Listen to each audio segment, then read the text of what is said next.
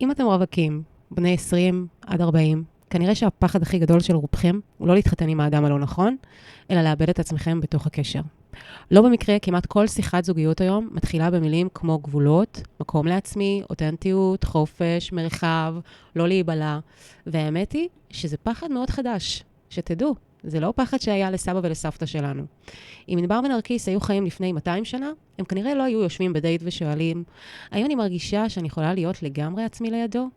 הם היו שואלים דברים אחרים לגמרי. האם אפשר לבנות בית ביחד? האם המשפחות מסתדרות? האם יש לנו יציבות? האם אני אוכל לסמוך עליו? האם תהיה לנו פרנסה? האם הערכים שלנו דומים? זאת אומרת, קודם כל נישואים היו דבר ראשון מוסד שמחזיק חיים, לא איזשהו פרויקט למימוש עצמי. המודרנה שינתה את כל הסיפור. פתאום האדם לא נולד כדי להשתלב באיזשהו מבנה קיים, הוא נולד כדי למצוא את עצמו. צ'ארלס טיילור קורא לזה האני האותנטי. הרעיון שהחיים הטובים הם חיים שבהם האדם נאמן לקול הפנימי שלו ומחובר לעצמו, וזה רעיון מדהים בהרבה מאוד מובנים ומשפר את תחושת המשמעות בחיים. הבעיה מתחילה שכשכל מסגרת שמגבילה אותנו מתחילה להרגיש כאילו היא מוחקת אותנו. ואין מסגרת שמגבילה את האדם יותר מנישואים. ואמרתי נישואים כשאני מתכוונת במובן הרחב של המילה. נישואים, זוגיות ומשפחה עם ילדים.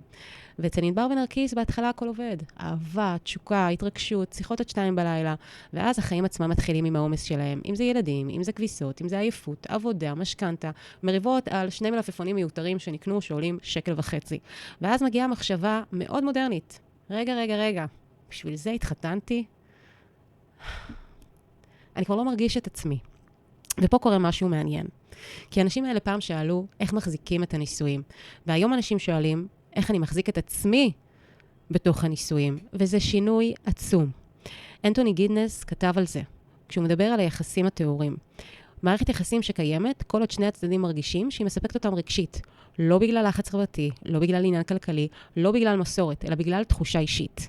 וזה מאוד יפה, כמו שאמרתי, אבל זה גם הופך זוגיות למשהו הרבה יותר שברירי, שבו כל סטייה מהסיפוק הרגשי הופכת תחושה של אהבה מאוד גדולה לאיזושהי נטישה ולפעמים אפילו בגידה. כי ברגע שהקשר מבוסס בעיקר על תחושה פנימית, כל משבר ירגיש כמו איום על הזהות עצמה. אז למה אנשים היום מפחדים כל כך מנישואים? כי פעם נישואים איימו על החופש, היום הם מאיימים על הזהות. זה הבדל עצום. אם פעם אדם אמר, אני אצטרך לוותר על חלק מהנוחות שלי, היום אדם אומר, אני מפחד להפסיק להיות אני. ולכן הרבה אנשים חיים באיזשהו מתח בלתי אפשרי, כי הם כן רוצים אהבה עמוקה, בית, ילדים, יציבות, אינטימיות, אבל הם רוצים גם חופש מוחלט, מימוש עצמי, עצמאות מלאה, ולא להתפשר על העצמי. והבעיה היא שלא בטוח שאפשר לקבל את שניהם עד הסוף. יש סיכוי שחלק מהבגרות של האהבה היא להסכים להשתנות בגלל מישהו אחר. לא להימחק, לא להיות מנוצל, לא לחיות בלי גבולות, אבל כן להבין שידרש כאן איזשהו שינוי בהתנהגות, כי אהבה אמיתית ויחסים אנושיים תמיד משנים אותנו. והמודרנה פשוט מפחדת מאוד מהרעיון הזה. ואני חושבת שבמיוחד נשים היום נושאות פחד שהוא מאוד עמוק. והפחד הזה הוא להיעלם בתוך המשפחה. זה לא מומצא. באמת היו דורות שלמים שאנשים נבלעו בתוך מוסדות משפחתיים, בלי קול, בלי קריירה, בלי זהות נפרדת, בלי כוח. אז זה מאוד ברור למה הדור שלנו רגיש לזה.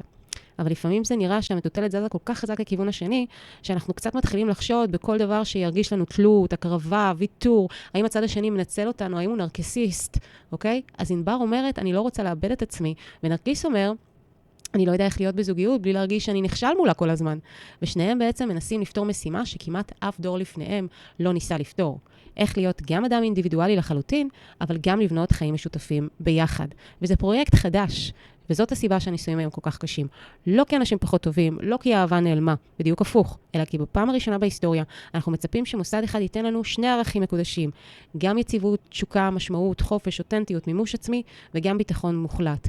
לעבור בין מוסד המשפחה המקודש לאינדיבידואליזם המקודש. וזה עומס מטורף להניח על שני בני אדם היפים שמנסים להחזיק חיים ביחד.